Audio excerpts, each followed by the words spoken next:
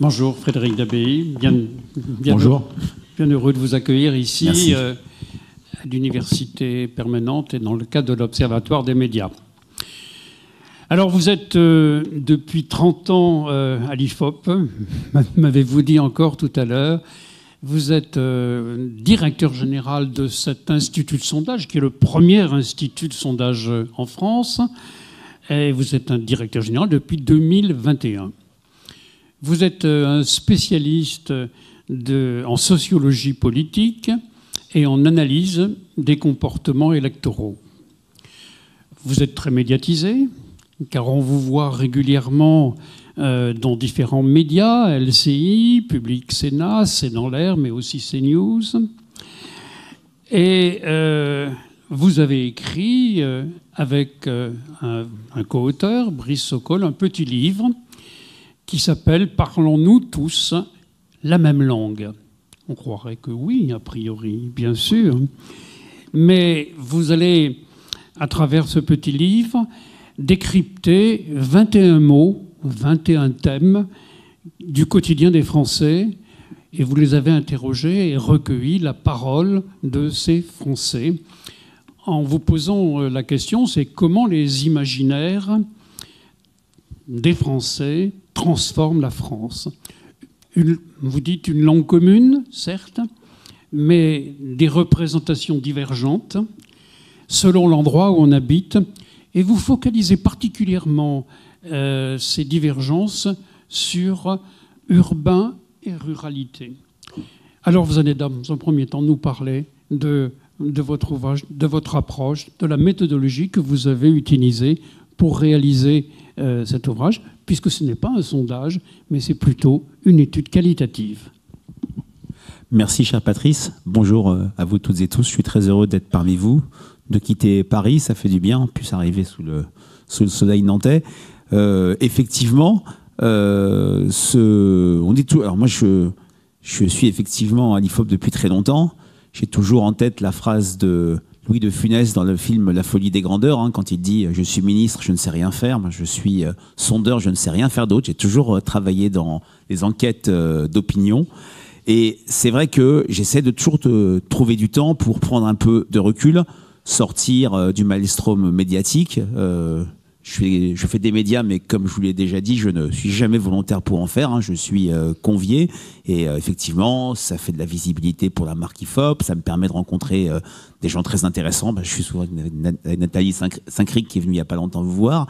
Mais j'essaie de trouver du temps pour sortir du court terme et faire un pas de recul.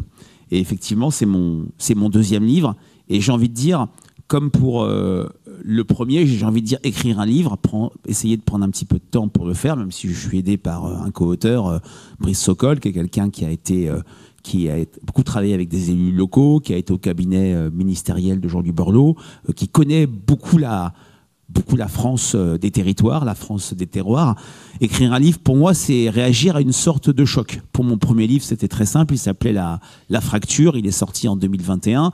Le choc, c'était une enquête de l'IFOP pour l'hebdomadaire Marianne, quelques jours après l'assassinat de Samuel Paty, et je n'ai pas besoin de vous dire à quel point cet événement a traumatisé, continue de traumatiser les Français, vous vous rendez compte, décapiter un enseignant de la République en pleine rue. Et ce choc, c'était que dans une enquête IFOP pour Marianne, on avait 3 jeunes sur 10, de 18 à 30 ans, qui considéraient, après sa mort, que Samuel Paty avait eu tort de montrer des dessins, des caricatures pour illustrer les formes de liberté d'expression. Alors j'ai vu votre étonnement, madame. Effectivement, là où je parle, il y a des sentiments, il y a des réactions citoyennes, mais j'essayais de les mettre à distance pour comprendre. J'ai toujours en tête la phrase de François Mitterrand devant le cercueil de Pierre Bérégovoy, « Je cherche à comprendre ». Et effectivement, quand un sondeur, quand quelqu'un comme moi qui écoute le plus possible, essaie de comprendre la parole des Français, on essaie de comprendre pourquoi on a eu ce résultat auprès des jeunes. Et c'est dans ce cadre-là que ce livre a ressuscité des très vieilles enquêtes faites avec Françoise Giroud, les enquêtes Nouvelle Vague avec l'Express, pour voir un peu ce qu'il y avait dans le cœur et les reins des jeunes. C'est pas notre propos du jour, mais c'est un petit peu la même chose pour ce livre-là, où le point de départ, le choc que j'ai, c'est pas un chiffre, c'est plutôt un état d'esprit. Moi, j'ai pas peur de dire que j'aime énormément la politique. Je me souviens d'avoir suivi la campagne à l'âge de 10 ans, la campagne de 80-81. Je comprenais rien, mais je trouvais ça absolument formidable. J'aime beaucoup les élus locaux surtout.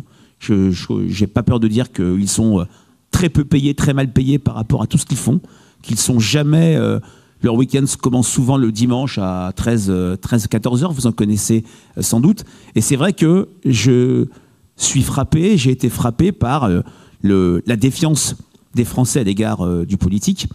Il y a un baromètre de mes confrères d'Opinionway, de Cevipof, qui montre toujours des niveaux de défiance plus fortes, qui montre les niveaux d'abstention jamais vus, même s'il y a toujours une petite magie présidentielle qui fait que les Français vont aller voter. Et j'essayais, là aussi, de me poser. Ce livre, c'est d'abord une première question face à cette défiance. C'est, est-ce qu'aujourd'hui, le politique, quand je dis le politique, c'est les dirigeants, on va dire le gouvernement, les élus politiques nationaux, est-ce qu'ils sont encore capables de produire un discours collectif, un discours qui peut embarquer les Français, ou sommes-nous condamnés à ce que mon ami Jérôme Fourquet, qui travaille avec moi depuis une trentaine d'années, a montré dans une dernière conférence ici, il y a quelques années, des divisions, des clivages que je vois aussi dans mes enquêtes, des divisions, des clivages générationnels, géographiques. Et la question de dire est-ce que le politique peut produire un discours collectif, elle se pose d'autant plus depuis 2022. 2022, il y a une campagne présidentielle. Traditionnellement, une campagne présidentielle, moi, c'est mon festival de Cannes à moi, c'est mon Roland Garros à moi, c'est un moment absolument génial où on voit les candidats qui débattent, qui regardent la France au fond des yeux, comme disait qui vous savez, qui proposent des idées. Alors, il y a bien sûr des querelles de personnes, mais il y a une vision de la France, un cap. Et j'ai envie de dire, l'élection se passe, elle se passe bien ou mal selon qu'on ait gagné ou perdu, et le pays repart pour 5 ans ou pour 7 ans quand c'était un septennat. Et en 2022, vous vous en souvenez, il n'y a pas eu ce moment-là. Il n'y a pas eu de vraie campagne présidentielle, il n'y a pas eu de vrai débat. C'est la faute de personne. Une campagne qui avait été phagocytée par le Covid, qui avait été percutée par la guerre en Ukraine. On est, je crois, dans l'anniversaire. C'était le 24 février ou le 23 février, si je ne me trompe pas, 2022. Et c'est vrai qu'il n'y a pas eu ce moment où les Français, alors c'est jamais parfait, mais ont eu l'impression qu'on débattait des vrais sujets et que les candidats, les petits comme les grands, un Philippe Poutou qui fait 1% est aussi légitime que Emmanuel Macron et Marine Le Pen qui ont été qualifiés au second tour, ou Jean-Luc Mélenchon qui a raté le second tour de 400 000 voix, à produire un discours collectif. Et ça n'a pas manqué. Une campagne qui a déçu, une campagne législative qui a été complètement atone, une donnée IFOP, un optimisme pour l'avenir qui s'est effondré après la présidentielle. Traditionnellement, après une présidentielle, quel que soit le vainqueur, je pense à François Mitterrand en 81, Jacques Chirac, François Hollande ou Nicolas Sarkozy, on a un optimisme qui monte en flèche. Après la présidentielle, ça ne s'est pas vu. Donc, la première question que je me suis posée, c'est est-ce que le collectif est encore possible, ou est-ce qu'on va en être réduit à dire, en France, il y a du collectif et il y a de l'union quand l'équipe de France de football joue bien, ou quand on organise de manière extraordinaire ces Jeux Olympiques et Paralympiques. La deuxième idée qui m'a donné envie de faire ce livre, après je parlerai de la méthode, c'était, je suis quelqu'un de calme, mais parfois je m'agace ou je m'énerve tout seul quand je vois le décalage entre un discours médiatique qui ne fait que mettre en avant le clivage gauche-droite. Sur tel ou tel sujet, les gens de gauche disent ça, les gens de droite disent ça. Et j'ai vu à travers cette enquête, mais toute une série d'enquêtes depuis, j'ai envie de dire, une douzaine d'années, entre 10 et 15 ans, j'ai vu un décalage de plus en plus fort entre une classe politique nationale qui est arc-boutée sur le clivage gauche-droite, et voilà, le consensus est rare, même si dans les faits, il y a des textes parlementaires qui sont votés à l'unanimité. Je ne suis pas naïf là-dessus, mais la toile de fond, le fond de sauce, c'est une opposition très forte entre la gauche et la droite. On l'a vu par exemple, je pense au projet de loi sur l'immigration. Et à travers les enquêtes de l'IFOP, vous savez qu'une enquête IFOP, celles qui sont publiées, vous les trouvez sur notre site, elles sont en accès direct, gracieux. Et sur toutes les questions, vous avez les résultats globaux des questions et vous avez ce qu'on appelle les ventilations, que nous disent les femmes, les hommes, les jeunes, les personnes âgées, les ruraux, les urbains, les gens de gauche et les gens de droite. Et il y a une tendance de fond qui est que sur de très très nombreux sujets, de plus en plus, le clivage gauche-droite s'est effondré, où il s'est très fortement atténué. Le regard sur les services publics, je donnerai quelques exemples. L'insécurité, l'époque où c'était un discours de droite, et on le voit même localement, ça s'est complètement atténué. L'immigration, en plein projet de loi sur l'immigration, l'IFOP fait un sondage pour, je crois, Sud Radio et LCI. On a 3/4, 74% des sympathisants de gauche qui déclarent être favorables à expulser des délinquants multirécidivistes à leur sortie de prison, 3/4 de gauche. Et dans le même sondage, sur une autre question, on a 62% de sympathisants de droite qui disent pourquoi pas régulariser au cas par cas des personnes sans papier dans des métiers en tension. Ce type d'exemple, alors je ne suis pas là pour juger, dire c'est bien, c'est mal, hein, j'en parlerai peut-être tout à l'heure de la posture du sondeur qui est parfois difficile à tenir dans les tempêtes que nous vivons, mais j'essaie de la tenir vaille que vaille, qui est qu'on voit des choses qui se sont très fortement atténuées. Et à travers ce livre, on se dit qu'il y a un écart tellement de plus en plus fort entre cette classe politique nationale qui est très marquée sur le clivage gauche-droite et des Français qui, sur les sujets dont je vous ai parlé, donc je parlais des services publics, de l'immigration, de la sécurité, de l'éducation, de la dette, produisent du commun. Et est-ce que la crise actuelle du politique, parce qu'on ne va pas se cacher les choses, on vit un moment jamais vu, d'éclipse du politique, c'est-à-dire que les Français ont le sentiment que ce n'est plus que le politique est plus capable de changer la vie. Changer la vie, c'était un slogan du Parti socialiste dans les années 70. C'était l'idée, et c'était un beau slogan, je le pense, dans le sens où ça mettait bien en exergue ce qu'est la promesse du politique à l'échelle nationale et également à l'échelle locale. C'est-à-dire, en échange de mon vote, vous appliquez un programme, vous transformez le quotidien, vous les élus, vous pesez sur le cours des choses et donc vous changez la vie. Et donc, est-ce que, à travers ce commun qu'on a, ces constats de plus en plus communs entre Français de gauche et de droite, et on verra d'autres types de classification, est-ce on s'est interrogé, je n'ai pas la réponse complètement, mais je pense avancer doucement, que la crise du politique, c'est une crise du résultat. Le politique à l'échelle nationale ne change plus la vie, et on a cette période d'éclipse où les Français ont l'impression qu'il ne se passe plus rien. Depuis, je remonte la chronologie, 7 juillet, second tour des élections législatives, beaucoup sont contents que le RN ait été stoppé dans sa dynamique. Beaucoup sont contents que la gauche arrive en tête sans avoir la majorité absolue. D'autres sont satisfaits de voir le bloc central, bien sûr, perdre beaucoup de députés, mais résister vaille que vaille. Puis il ne se passe plus rien. L'été, les Jeux Olympiques, l'étirement pour nommer un gouvernement Barnier qui chute, un gouvernement Bayrou. On vote le budget, mais les Français ont l'impression que ce n'est plus là que ça se passe. Et ils trouvent des acteurs périphériques qui, eux, arrivent à changer la vie. Les élus locaux, le maire de Nantes, on peut dire ce qu'on veut de la maire de Nantes ou de la maire d'autres villes, qui est qu'ils font des choses.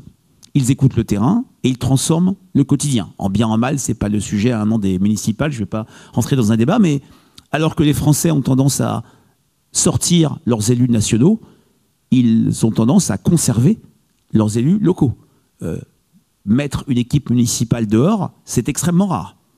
Même en 2014, quand la gauche, vous vous en souvenez, perd 171 villes de plus de 10 000 habitants, ramener ce chiffre qui paraît déjà impressionnant, au nombre de villes de plus de 10 000 habitants, il y en a environ 1050, je rajoute quelques maires qui ne sont pas représentés, ça fait au final, en gros, allez, au bas mot, 70% des équipes municipales qui ont été reconduites. Donc, la crise du politique, c'est peut-être ce décalage entre un national qui n'agit plus, qui ne change plus la vie, une sphère locale qui, elle, arrive à faire des choses. Autre acteur de confiance qu'on montre dans le livre, c'est l'entreprise, l'entrepreneur. L'époque où l'entreprise était un sujet idéologique, rejet à gauche quand même, les patrons, soutien à la droite. Je raconte souvent l'histoire d'un Premier ministre, il n'y a pas si longtemps que cela, Jean-Pierre Raffarin, qui va, en 2002, fraîchement nommé, il est invité à l'université d'été du MEDEF, Et dans les sondages IFOP, fait quelques jours après, il perd 20 points à gauche, il perd 20 points chez les jeunes. Bien sûr, ces choses sont finies. Les Français voient que l'entreprise agit. Les Français voient que l'entreprise, c'est pas que le gros groupe, c'est pas que le méchant groupe international, c'est la TPE, 94% du tissu français, c'est la petite PME. Les Français assignent aux entreprises des rôles de plus en plus importants. On les attend et on les voit sur les questions de santé.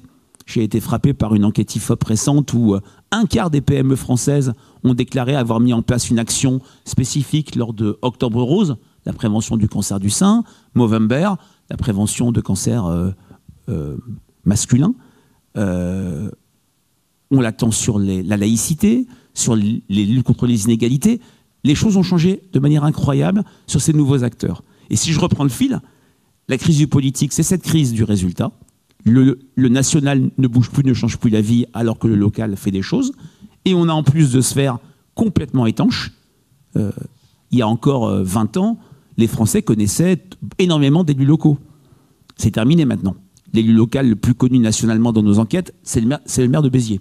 Bon, qu'on le veuille ou pas, ça peut faire rire, parce qu'il fait beau. Voilà, je savais que ça ferait rire, parce qu'il fait beaucoup de médias, parce que voilà, il a sa verve et sa faconde, mais la fin du cumul des mandats, je ne suis pas là pour dire c'est bien ou c'est mal, mais à étanchéifier encore plus le national et le local.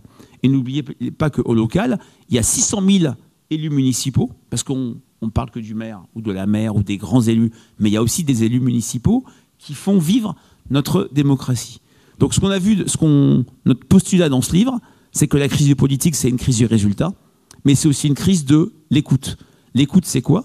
C'est ce décalage entre tous les constats communs qu'on montre sur les différents mots, mais on va venir aux différents mots avec vos questions, Patrice, où les Français sont bien sûr un peu différents, ont des imaginaires différents. Des imaginaires, c'est des systèmes de croyances qui nous font réfléchir, qui viennent de notre éducation, qui viennent de notre vision du monde et qui vont guider, qui vont mouvoir nos comportements, nos opinions, nos attitudes. Mais il y a énormément de communs. Et le commun, aujourd'hui, ici et maintenant, mais il y aura une campagne présidentielle, il y aura peut-être des événements qui se passeront, personne n'est aujourd'hui capable de ramasser ce commun. Ce commun sur les questions de sécurité, d'identité, sur l'éducation, sur la dette, sur toute une série de choses. Alors ça peut paraître étonnant quand on présente une France fracturée, coupée en deux, pliée en quatre, je ne sais pas comment on peut le dire, et ce qu'on a vu à travers notre enquête, où bien sûr il y a des différences, il y a des choses qui dépendent beaucoup de l'endroit où on vit. Comme l'a dit Patrice, on a également, à travers notre méthodologie, interrogé beaucoup de ruraux. On oublie que les ruraux, c'est 25% de la population française. On a tendance à les assimiler aux agriculteurs, 1,5%, mais ils sont dans un écosystème qui est extrêmement fourni entre les habitants des métropoles, qui ne sont pas un lieu de cocagne. Je donne l'exemple dans le livre de la question de l'accès aux soins. Il y a un discours qu'on essaye de battre en brèche, qui est de dire, sur l'accès aux soins, je vous rappelle que la santé est la première des préoccupations des Français depuis 5 ans, depuis 6 ans, je veux dire, avant l'époque du Covid. Et sur la santé et l'accès aux soins, on a tendance à dire, dans les métropoles, tout va bien, en zone rurale, tout va mal. Les faits montrent que ce n'est pas tout à fait vrai. Allez trouver très rapidement, je ne sais pas si à Nantes c'est le cas, mais prenons l'exemple de Paris, un ophtalmo ou un dermato avant 2-3 semaines. À Paris, c'est pas si évident que ça. Je ne sais pas comment ça se passe à Nantes. Et au contraire, voilà. C'est pas simple. Oui, c'est pas simple. Voilà. Et au contraire, j'ai travaillé dans des zones rurales où, naturellement, c'est pas parfait, mais c'est moins catastrophique qu'on le dit. Donc, les imaginaires diffèrent selon le lieu où l'on vit, mais la force de ce livre, je trouve, c'est de montrer que il y a peut-être un chemin possible à travers le commun et la capacité à écouter les Français, qui, il faut le dire, c'est eux qui nous le disent, ne se sentent pas écoutés. Et il y a des moments qui ont été des moments, je dirais, charnières de ce manque d'écoute. On va fêter ou commémorer, ça dépend ce que vous avez voté, le 29 mai prochain, les 20 ans du référendum du traité constitutionnel. Vous vous souvenez peut-être, une campagne absolument passionnante, 70% de participation, des débats dans tous les sens. Les Français ont le sentiment que leur vote du non, qui a été très majoritaire, 55,5%, n'a pas été écouté. Il y a eu ce moment des gilets jaunes, bien sûr, où il y a eu des cahiers de doléances, des choses extrêmement riches qui n'ont peut-être pas assez été prises en compte. Il y a cette réforme des retraites. Alors, C'est pas à moi de dire si ça a été bien ou mal, naturellement. Mais pourquoi la réforme de 2010, celle de François Fillon et Éric Woerth, a été soutenue par une petite majorité de Français, et pourquoi celle-ci a été rejetée par 2/3 des Français et 3/4 des personnes actives sur l'idée on n'écoute pas notre aspiration à la nouvelle vie post-retraite, à l'idée de commencer quelque chose, toucher 2 ans de cotisation, d'allongement de la durée de cotisation, quelque chose d'inqualifiable. Est-ce qu'on a vraiment écouté les aspirations des Français? Et pour finir, parce que je ne vais pas faire un monologue, ce qu'on a mis en avant dans ce livre, c'est une méthode qui est la méthode qualitative. C'est vrai que malheureusement, pour des raisons parfois de coût, des raisons de méconnaissance, les médias, qui souvent sont la porte d'entrée de la connaissance des sondages par les Français, ne commandent que des sondages quantitatifs. Pour ou contre, oui, non, des sondages plutôt parfois simplistes, parfois avec des questions mal posées, hein, ça nous arrive à nous aussi à l'IFOP, parfois des questions où on va chercher un buzz, la reprise. Voilà, il y a une chaîne, vous citiez CNews où je ne travaille plus depuis 4 ans, qui parfois, je trouve, pose des questions un peu trop binaires, un peu trop clivées. Et puis, il y a un grand sociologue qui a travaillé sur la question des sondages de manière un peu critique, qui est Pierre Bourdieu, qui avait commis il y a une 50aine d'années un article qui s'appelait « L'opinion publique n'existe pas ». Moi, je ne prends pas cet article contre les sondages. Je suis sondophile, mais je ne suis pas sondologue. Je veux dire, il y a bien sûr des critiques à faire. Et c'est vrai que parfois, dans les sondages quantitatifs, on interroge des Français sur des questions qui ne se posent pas, qui ne les intéressent pas, et par rapport auxquelles ils n'ont pas peut-être les mécanismes de réflexion. C'est pas qu'ils sont bêtes ou pas bêtes, mais ce n'est pas rentré dans le débat public. J'ai été au centre d'une petite polémique au début de l'année, quand je me suis permis de dire que les Français ne demandaient pas la démission d'Emmanuel Macron. On m'a dit, mais attendez, il y a eu des sondages qui disaient 60% des Français favorables à la démission du président. J'ai rétorqué que oui, le président était et est encore très impopulaire, mais dans les enquêtes qualitatives, personne ne demandait directement, spontanément, qu'il quitte le pouvoir, parce que les Français, et ça rejoint un peu ce que je vous ai dit au début de mon propos inaugural, les Français attendent 2027, sont sur un calendrier qui est 2027 pour peut-être retrouver du collectif. Alors j'ai été attaqué par un parti, la France Insoumise, mais c'est son droit le plus strict, qui était sur une stratégie qui est faire démissionner Emmanuel Macron, pousser à sa destitution, créer un débat d'instabilité pour peut-être faire monter une 4e candidature de son fondateur, Jean-Luc Mélenchon, je le répète, c'est tout à fait légitime, mais il n'y avait pas dans les enquêtes qualitatives, où là on n'est pas sur de la binarité, on n'est pas sur de la mesure de l'opinion, on est sur de la compréhension.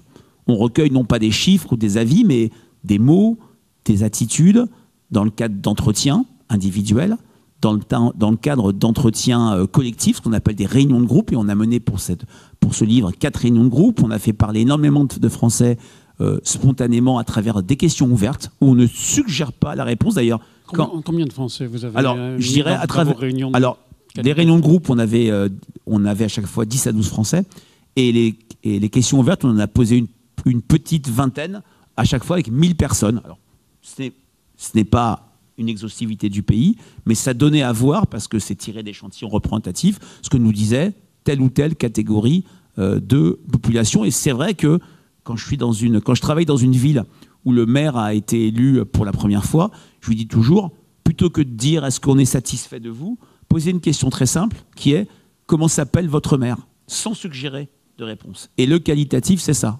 L'Institut de sondage n'est pas là pour, non pas orienter, mais pour peut-être donner un sens ou une direction à des sujets. On a laissé spontanément parler les Français sur toute une série de mots, vous en parliez Patrice, des mots qui sont des enjeux, éducation. Comment vous les avez choisis, ces mots? Alors, ces mots, on les a fait émerger spontanément dans la première réunion de groupe. On a demandé aux gens quels sont pour vous les grands enjeux, les grands thèmes qui comptent dans votre vie.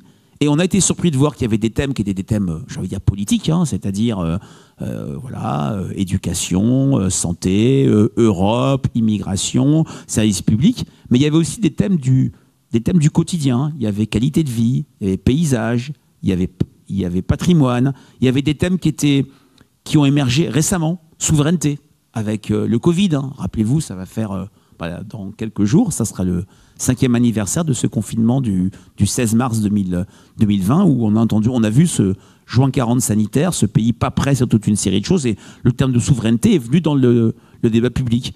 Et puis aussi des thèmes qui relèvent de l'intime. On parlait de la retraite, vieillesse, transition. Et dans ce cadre-là, on a vu que les Français avaient tendance à politiser les termes. Et c'est ce travail qu'on a restitué dans ce livre qui nous a permis, non pas de dire ce qu'était la réalité. Je dis toujours qu'un sondage, ce n'est absolument pas la réalité. C'est une perception du réel. C'est un instrument qui a des limites. Dans l'absolu, est-ce qu'il n'y a pas quand on interroge des personnes en ligne, quid des personnes les plus âgées, de la fracture numérique? Est-ce que c'est pertinent de poser la même question à des catégories différentes? Comment les mots sont compris? C'est vrai qu'on a fait un vrai travail sur les mots. Il y a des mots que, par exemple, le haut, si je puis dire, emploie tout le temps, mais que les Français n'utilisent jamais. Est-ce que vous avez déjà vu sur le terrain des gens parler de mobilité? Non. Ils parlent de déplacement, ils parlent de trajet, ils parlent de transport. Vous pensez qu'ils parlent de souveraineté, puisque c'est un des mots que vous abordez ici? Ils n'en parlent pas tout le temps. Au Café du Commerce, on parle de la souveraineté? Non, ce terme, non, parce qu'il y a un effet, bien sûr, culturel, mais ce que charrie ce terme en termes d'autonomie, d'indépendance, de protection du pays, c'est pas... Il y a une hiérarchie de l'utilisation des termes, mais c'est un terme qui est rentré dans l'atmosphère. Contre-exemple, on n'a pas choisi de travailler sur la dette quand on a fait ce travail il y a maintenant un peu plus d'un an et demi, un peu plus d'un an, parce que les gens n'en parlaient pas. Et c'est un enjeu qui s'est invité de manière très rapide, très violente presque, dans le quotidien des Français, parce qu'ils le voient, ils l'ont vu ces derniers mois à travers les taux d'intérêt, les taux de crédit, et on a un enjeu maintenant qui revient fortement dans le quotidien des Français. Donc c'est un travail sur les mots. C'est un travail qui, comme je dis, qui n'est pas une réalité, mais une perception du réel, et qui nous a fait dire, à rebours des discours sur un pays fracturé, clivé, coupé en 4, coupé en 2, tout ce que vous voulez, qu'il y a peut-être un chemin dans la mesure où les Français, sur beaucoup de sujets, les mots dont j'ai parlé, expriment des différences, mais il y a une sorte de socle commun. Alors, socle commun, maintenant, c'est un peu connoté politiquement, de points communs, de bases communes chez les Français. Voilà, merci. J'imagine quand même que si on faisait aujourd'hui ce genre d'enquête qualitative dont nous parlez, il y a des thèmes qui ne sont pas dans votre livre et qui reviendraient. J'imagine par exemple que la situation géopolitique, l'attitude vis-à-vis des États-Unis et de Trump et de son allié Musk, j'imagine que ça serait quelque chose d'important pour les Français. J'imagine, je ne suis pas sondeur et je n'ai pas fait d'études qualitatives sur cette question-là. Mais quand même, on voit bien ici que études quantitatives, sondage ou études qualitatives, c'est daté. C'est daté à un instant T, ce qui fait que votre livre, il vieillit vite. Comme nous tous, mon cher Patrice. Alors, je vais vous répondre et merci d'être piquant. Déjà, comment dire, comme je vous disais, il y a très peu d'enquêtes qualitatives publiées. Je ne sais pas si vous avez des exemples à me donner ici, je ne pense pas. Il y a eu des grandes enquêtes qui ont été commandées par le journal L'Humanité sur pourquoi des électeurs communistes avaient voté pour le FN, pourquoi des électeurs s'abstenaient. J'ai souvenir d'une enquête après la dissolution sur que va devenir la droite, mais c'est rare. C'est rare, mais nous, l'IFOP, et mes confrères également, réalisons beaucoup d'enquêtes qualitatives, alors, entre guillemets confidentielles. C'est pas qu'elles sont cachées, c'est qu'elles sont commandées par des collectivités, par des partis, par des entreprises, parce qu'il y a cette logique de compréhension. Le quantitatif, on mesure les choses, on mesure une opinion, une attitude, un comportement. Le qualitatif, on va essayer de comprendre. Et si j'ai pu parler d'imaginaire, on ne peut pas faire émerger un imaginaire dans un quantitatif. Dans un quali, quand on demande aux gens de parler de la France, et le mot qui ressort le plus, c'est France qui tombe, comme un arbre qu'on abat, comme le Titanic, comme le déclin, on se dit que l'imaginaire du déclin est un imaginaire fort chez les Français qui peut se cristalliser sur deux institutions, l'éducation et l'école, la santé et l'hôpital, pas sur l'armée, que les Jeux Olympiques sont une parenthèse enchantée, un shoot anti-déclin. Voilà, le qualitatif permet ça. Donc d'une part, on fait du qualitatif, pas seulement pour des livres ou des enquêtes publiées. Deuxièmement, là où j'apporte un bon démenti à ce que vous dites, mon cher Patrice, c'est que effectivement, non mais on est entre nous. Mais puis et puis j'espère qu'il y aura des échanges pour qu'on puisse continuer à échanger poliment toujours, mais avec chacun ses idées. Effectivement, moi j'adore les sondages, mais un sondage peut être périmé extrêmement vite. Je ne vais pas donner d'exemple de sondages électoraux où encore quelques jours avant, et je prends un exemple très ancien, Jacques Delors était le favori des sondages, il annonce chez Anne Sinclair qui n'est pas candidat, des SK, enfin il y a des thèmes qui ne sont plus du tout d'actualité, des sondages sur le CPE avant qu'il soit retiré, enfin voilà. Un quantitatif est vite périmé, sauf si vous l'inscrivez dans une durée. Je parlais de nos enquêtes Nouvelle Vague faites auprès des jeunes. Quand vous interrogez tous les 10 ans un échantillon de 1500 jeunes dans les années 50, 60, 70, 80, etc., vous avez une profondeur historique. Quand l'IFOP, depuis 1958, avec le JDD, sonde la popularité des couples exécutifs depuis Charles de Gaulle, Michel Debré, jusqu'à Emmanuel Macron, François Bayrou, on a une profondeur. Mais effectivement, un quantitatif se périme vite. Je ne dirais pas ça du tout pour le qualitatif. Le qualitatif, il ne faut pas croire que la France que nous avons au bout du fil, dans la rue, ou dans des réunions ou en ligne, est cette France éruptive, bouillonnante, qui virevolte des réseaux sociaux. Elle avance, elle digère des opinions, elle n'est pas éruptive. Alors, bien sûr, il y a des moments d'accélération. Une campagne présidentielle, c'est un moment d'accélération, d'attitude, de comportement. Une crise, on a vu pendant le Covid, hein, vous vous rendez compte que quelques jours avant le 16 mars, mais les Français ne pensaient pas que nous serions confinés. On disait, bah oui, c'est arrivé à Bergame, c'est arrivé en Italie, parce qu'ils n'ont pas un bon système hospitalier. Il y a des moments d'accélération, mais la plupart du temps, et c'est la vraie différence entre la logique de bouillonnement militante des réseaux sociaux et cette logique sondagière représentative, on n'avance pas, on ne bouge pas autant que ça. Maintenant, c'est vrai qu'il y a des thèmes qui n'ont pas été évoqués. Alors, on ne pouvait pas tout évoquer. Les réunions duraient 3 à 4 heures. On ne pouvait pas évoquer 40 thèmes. On a eu beaucoup de... On s'est un peu creusé la tête. Mais je rebondis sur ce que vous dites, qui est très, très intéressant, et on en parlait tout à l'heure. Il y a des thèmes qui, il y a quelques années, nous n'aurions jamais étudiés dans une enquête nationale. Les relations internationales. On est dans un moment, depuis une dizaine d'années, où l'international, contraint et forcé, passionne les Français. L'époque où l'international, les questions internationales, les questions de géopolitique n'intéressaient que des personnes d'un certain âge, diplômées, à capital culturel, enfin, une partie assez réduite de la population est terminée. Rappelez-vous, pour ceux qui avaient suivi cette campagne en 1995, il y a le débat d'entre-deux tours entre Lionel Jospin et Jacques Chirac, un débat de très très bonne facture.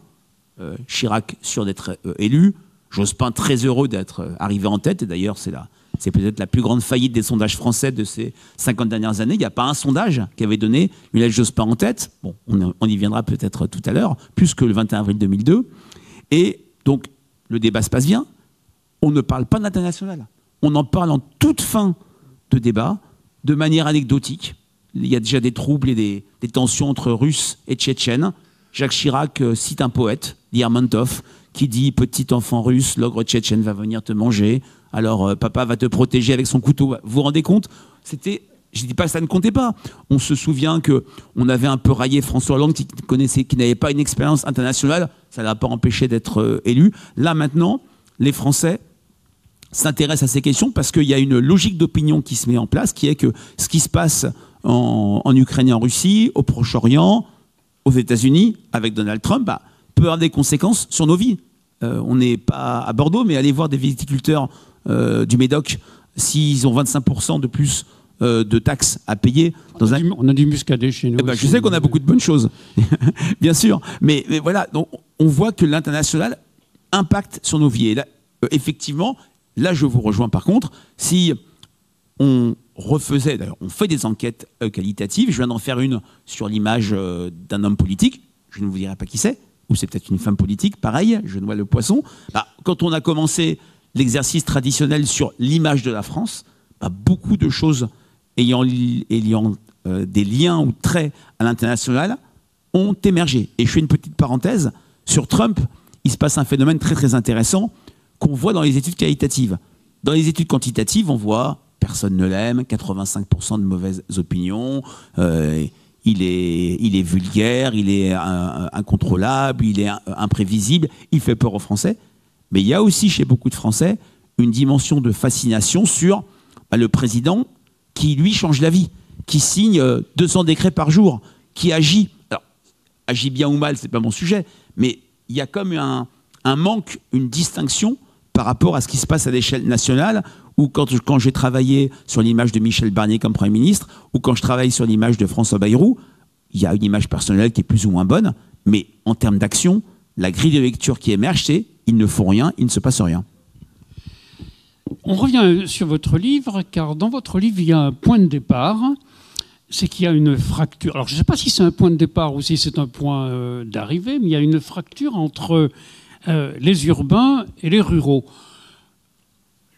Vous auriez pu prendre d'autres fractures. Il y a la fracture entre les actifs et les retraités, entre les jeunes et les seniors. Vous refusez la fracture entre droite et gauche, qui, à mon avis, continue quand même à exister, que ce soit au niveau national ou au niveau local. Pourquoi avoir choisi, en définitive, cette fracture entre les ruraux et les urbains, sachant qu'il y a aussi beaucoup d'hétérogénéité à l'intérieur de chacune de ces groupes?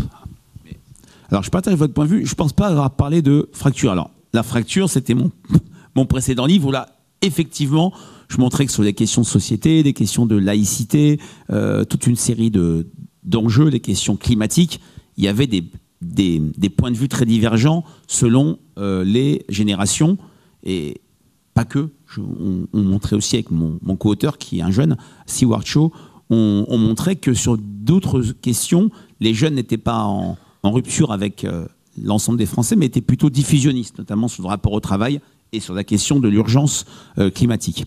Alors, c'est vrai que là aussi, je vais critiquer les sondages. Vous allez croire que je suis schizophrène de faire un métier que je critique, ou plutôt que je relativise.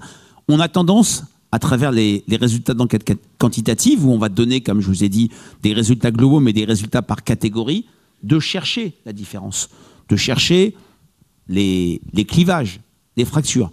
Alors, j'assume de dire que le clivage gauche-droite n'a pas disparu, mais il s'est fortement atténué.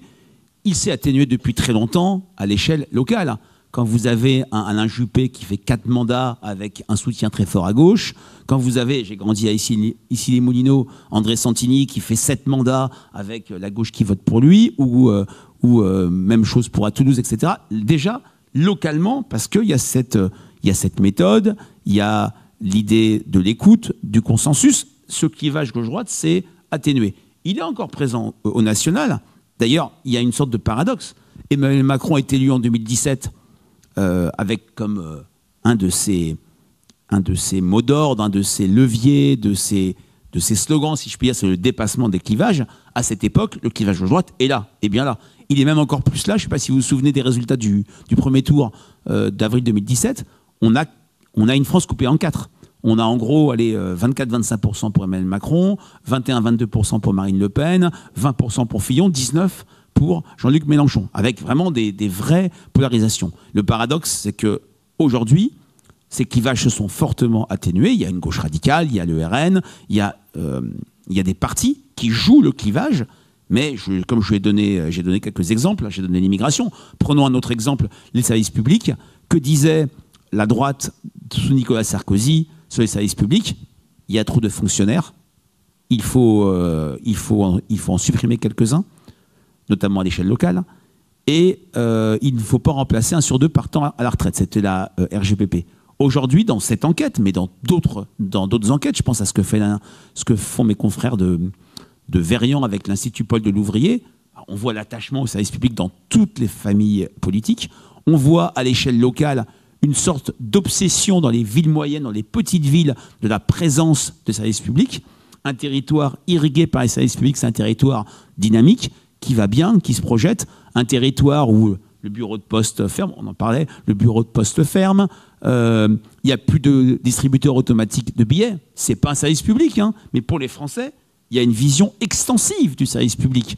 Une banque, c'est un service au public. Et j'avais eu un verbatim assez drôle d'une personne qui disait, oui, j'aime bien payer en liquide et je vais souvent retirer 55 €. Je dis, mais 55 €? Ben non, je retire 60 €, mais comme mon distributeur le plus proche, il est à 15 km de chez moi, en fait, j'ai retiré 55 €. Vous vous rendez compte? Le côté service public, hein, ça peut faire rire, mais quand on est raide sur le pouvoir d'achat, c'est quelque chose qui est une véritable réalité. Et effectivement, pour les Français, ces Français peut-être de la diagonale du vide, ces Français de territoire où il n'y a pas une dynamique particulière, un service public qui part, c'est un signe de déclin du territoire, c'est un signe d'abandon de l'État, et il y a une vraie superposition entre la carte du vote RN et la carte de cette France-là. On avait fait une enquête il y a quelques années à l'IFOP, on avait montré une sorte de corrélation entre le fait de voter RN et être de plus en plus éloigné d'un bureau de poste. On pourrait dire qu'il n'y a rien à voir, mais il y a des choses à voir. Donc, sur les clivages, je vais continuer, je réponds à votre... Je vais revenir sur les services publics. Vous me permettez un instant, puisqu'on y est sur cette question-là. Dans votre livre, vous dites, ou les Français disent, c'est pas vous qui dites, c'est les Français disent, les services publics sont dégradés et c'est un imaginaire qui est perçu et renforcé quand les services publics sont privatisés. Alors là, on a un bel exemple avec la Poste, par exemple. Dans notre commune, à Saint-Herblain, on sait qu'il y a un bureau de poste qui a été supprimé et que les habitants se mobilisent pour le faire revenir. Et la Poste, entreprise privée aujourd'hui, bien sûr, avec sans doute une mission de service public un peu invisible dans ces situations-là, qui a réalisé, on l'a appris hier, de très gros bénéfices grâce à sa branche assurance.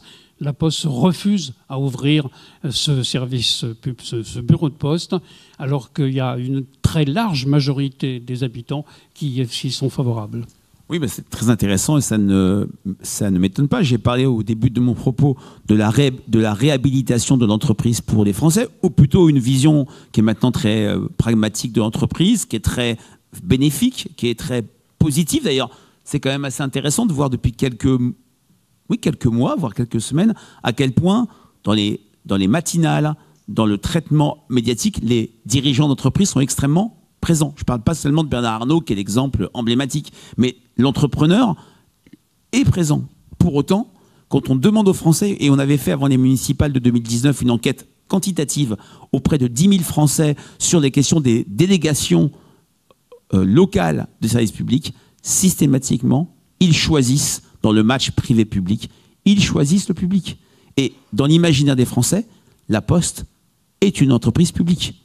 La SNCF, moi je travaille avec Jean-Pierre Farandou, qui est quelqu'un d'absolument passionnant, et il dit, j'ai du mal à faire comprendre que voilà, la SNCF, ce ne sont pas des usagers, c'est des clients, les prix ont dû augmenter. Enfin, il y a cet imaginaire, puisqu'on parlait des imaginaires, qui reste lié à la construction de notre pays. Lisez la dynamique de l'Occident, autour d'un État central, un État qui ne peut pas tout, mais on ne doit pas le dire, et qui doit irriguer à l'échelle locale à travers les services publics. Sur les clivages, et j'en aurais fini, oui, le clivage rural-urbain, est-ce que c'est un vrai clivage? Je montrais que sur la question de la santé et de l'accès aux soins, les choses étaient plutôt plus homogènes qu'on le disait. C'est moins des clivages que des modes de vie différents. Dans le livre, on montre que effectivement, sur la question de l'alimentation, il y a une vision, il y a des représentations très différentes en ruralité par rapport en métropole, avec une polarisation plus forte en ruralité sur le pouvoir d'achat. Même si, j'ai dit en ruralité, ce que montre toute une série d'enquêtes, c'est qu'il n'y a pas une ruralité, mais des ruralités. Il y a la ruralité près des zones touristiques qui va extrêmement bien, bien en termes de services publics, en termes de dynamisme, une ruralité près des métropoles également qui se porte bien, c'est celle qui est vraiment isolée, enclavée, près de petites communes, où là justement le départ des services publics, le sentiment que son territoire décline est particulièrement important. Mais je dirais un mot sur l'opposition, on va dire ruraux-urbains. Oui, il y a moins une opposition que des modes de vie différents. Vous le verrez si le livre vous intéresse, sur l'imaginaire dans les métropoles et en ville, c'est un imaginaire de liberté, aller et venir, consommer. Dans ruralité, c'est un imaginaire d'égalité, c'est-à-dire très vite on glisse sur le sentiment d'injustice, le sentiment d'être moins bien traité que les autres à travers le prisme des services publics. Mais il y a aussi il y a aussi du lien. Quand au moment du Covid, avec le baromètre IFOP pour les familles rurales, on voit l'image de la ruralité auprès des Français urbains, bah on a une image excellentissime, une image même une sorte d'âge d'or. Ayant été enfermés dans nos appartements, la ruralité est vue comme un paradis. Deuxièmement, la ruralité, ou les ruraux, c'est le canari dans la mine. Vous savez, le canari qu'on envoyait dans les mines avant les lampes de Davy pour voir s'il y avait du méthane ou des choses comme ça. Là, les Français nous disent, bah, les ruraux, ils sont, les agriculteurs, ils sont entravés par des normes, un peu comme nous. Tout le monde a en tête la phrase de Georges Pompidou, cessez d'embêter, j'ai dit. Les Français, ils sont plus endettés que la moyenne des Français, les ruraux, parce que des investissements, notamment les agriculteurs, plus agriculteurs que les ruraux, c'est ce qui pourrait nous arriver. Donc il y a un attachement, bien sûr, patrimonial, la ruralité, les agriculteurs, c'est le cœur de la France. J'étais hier au salon de l'agriculture, tout le monde y allait au moins une fois dans sa vie. On voit cette France éternelle qui bat. Mais il y a aussi l'idée que les ruraux, en général, les agriculteurs en particulier, qui voient les services publics partir, qui vivent moins bien qu'il y a quelques années, sont notre futur destin si on ne réagit pas. On voit bien à travers votre discours que quand vous parlez des ruraux, c'est pas un ensemble homogène. Vous avez parlé des agriculteurs, vous avez distingué les ruraux, et puis il y a ce qu'on appelle les néo-ruraux, dont vous ne parlez pratiquement pas dans votre livre, en tout cas ça m'a échappé. Non, je ne parle pas des néo-ruraux, c'est une enquête qualitative, donc il n'y a pas de représentativité. On a identifié dans une enquête quantitative pour l'association Famille Rurale 5% de néo-ruraux. Ça paraît peu, mais dans une logique d'extrapolation, ça fait beaucoup de monde, hein. Ça fait 1 million, 1,5 million de personnes qui ont quitté, notamment après le Covid. Enfin, ça s'est accéléré pendant le Covid, leur métropole, leur grande ville pour aller en milieu rural. Il y a un phénomène de démétropolisation au profit des villes moyennes. C'est-à-dire que la question territoriale, elle n'est pas figée. Donc, dans le cadre de ce livre, on ne peut pas parler des néo-ruraux, et on a eu sans doute dans nos groupes qualitatifs des néo-ruraux, mais on voit dans les enquêtes quantitatives à quel point ils revitalisent des territoires ruraux, et notamment leur choix de vie. Alors, ils ne vont pas tous dans le Perche ou dans des territoires ruraux favorisés, mais il y a eu beaucoup d'exemples médiatisés, notamment, même s'il n'y en a pas assez, de médecins, de personnes qui changent de vie et qui peuvent dynamiser ces territoires. Il y a un thème qui n'est pas abordé, comme nous, on est ici l'Observatoire des médias et qu'on s'intéresse à l'information, c'est celui de l'information, justement. Vous me donnez envie de faire un tome 2, parce qu'avec les 3 thèmes qui ne sont déjà pas abordés, j'ai intérêt à le faire. Donc, c'est celui de l'information. Alors, est-ce qu'il y a effectivement, à votre avis, des différences entre la façon de s'informer en zone rurale ou en zone urbaine? Alors, c'est intéressant. Pourquoi on ne parle pas d'information? Parce que dans le cadre de ce livre et de cette enquête, l'information, c'est un des vecteurs qui va produire l'imaginaire, le discours des Français sur tel ou tel thème. L'information, moi aussi, en tant que sondeur, je m'en méfie dans le sens où, quand je pose une question sur un thème, sur un sujet peut-être plus technique que pour ou contre Emmanuel Macron, pour ou contre une réforme, etc., je fais exprès de ne pas donner d'informations. C'est-à-dire que la question de sondage n'est pas là pour contextualiser, parce que c'est jamais neutre. On peut par exemple faire une enquête sur le nucléaire ou bien les éoliennes, et l'information qu'on va donner, on aura beau faire tout ce qu'on voudra, elle ne sera pas neutre. Si dans une enquête sur le nucléaire, on oublie de parler de la baisse de la réduction de la facture, on oublie de parler de l'indépendance de la France, ou à contrario, on ne parle pas de risque d'incident, on n'aura pas fait notre travail. Donc voilà, c'est peut-être pour ça qu'on n'a pas voulu, et d'ailleurs c'est pas sorti spontanément. Les gens, la question qui était posée, c'était quelles sont les thématiques, les mots qui comptent dans votre vie. Et l'information, ce n'est pas sorti. Mais ça compte pour les Français, et effectivement, là aussi, alors je ne sais pas s'il y a des différences entre ruraux et urbains, mais en tout cas, j'avais été frappé vous l'avez sans doute vu, je pense, Patrice, dans l'entrée, le chapitre sur la qualité de vie, que les ruraux, bien sûr, quand on leur parle de qualité de vie, ils citent la nature, les paysages, le calme, c'est-à-dire que la qualité de vie des ruraux se construit en opposition avec la qualité de vie jugée dégradée des urbains, le rapport au temps, c'est-à-dire l'accélération du temps en zone urbaine, son ralentissement en zone rurale. Mais sur la qualité de vie, les ruraux citent beaucoup l'accès numérique, la 5G. Alors qu'on imagine que ça ne les concerne pas. Et c'est quelque chose qui est absolument majeur pour eux, pour avoir le sentiment que leur territoire va bien. Ceux d'entre vous qui ont déjà fait un week-end à la campagne ou la DSL, c'est tout ce que vous avez. Il n'y a pas très longtemps, j'ai vécu ça. On voit à quel point ça compte sur le sentiment d'être dans un collectif et pas être isolé, enclavé. Maintenant, sur l'information, je le vois dans mes enquêtes électorales, je fais un petit pas de côté, je quitte le monde de la ruralité et des urbains pour parler des générations. On est dans un basculement que je n'ai jamais vu. Avant chaque élection, l'IFOP réalise une enquête pour l'ANASEJ. L'ANASEJ, c'est une association qui incite les jeunes à s'inscrire sur les listes électorales, à participer à des conseils municipaux. Et avant chaque élection, on mène une grande enquête auprès de primo-votants, c'est-à-dire des gens qui votent pour la première fois à une présidentielle, à une première fois aux européennes. Et les deux vecteurs d'information sur la campagne, qui a contribué à leur choix de vote les plus importants chez les primo-votants en 2024, c'était Instagram et TikTok. Ça ne veut pas dire que ça n'existe pas chez les autres. Et ce qui est intéressant, 5 ans avant, ces deux vecteurs existaient à peine.